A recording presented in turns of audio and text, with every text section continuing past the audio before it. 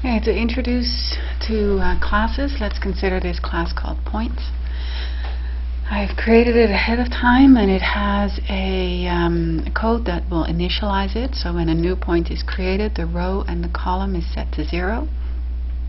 I have print, where the row and the column are printed, and a way to move the point up and to move the point down.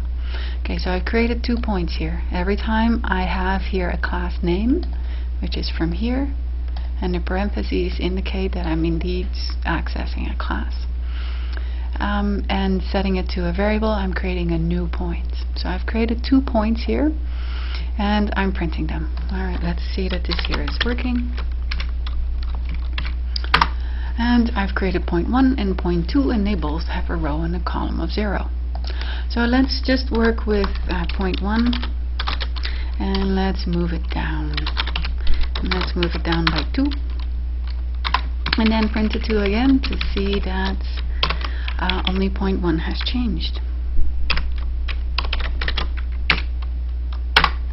And as you can see, the first time we print, we have the initial values, and the second time I print, I have, for the first one, the first point gives me the row number 2 because it has moved down.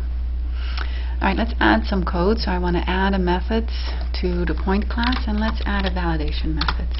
So def is valid, and I want to check to see whether the self, okay, so this here is a method, the first argument is always self, and I want to see if it is valid.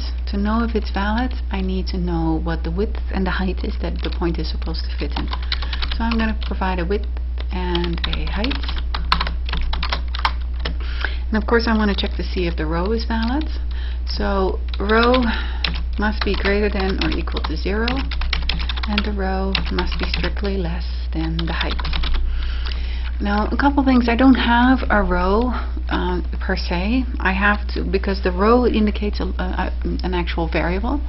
What I'm looking at is the data that belongs to point. So I have to say self, my row, and my row.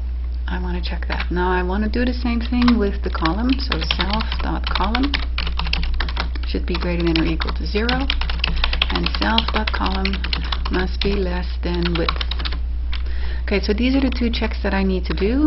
I actually need to store the results somewhere, so I'll have a variable called row valid equal to that, and column valid is equal to that. And what I want to return is that the row is valid and the column is valid. Alright, so let's test this. So for P1, let's do is valid, and let's say I have a 10 by 10 grid, and let's print the results.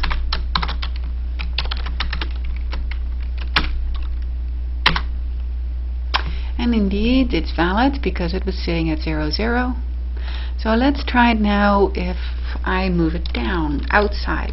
So I'm going to move P1 dot down, or let's make it up, that way it will definitely be out, and let's move it up 2. And now it should no longer be valid, so let's see if that is indeed the case. So indeed I get a false. Okay, it is no longer valid because the row is now sitting at -2 and it no longer fits in the grid. So this is a basic introduction to using a class and adding a method and using that method inside of the class.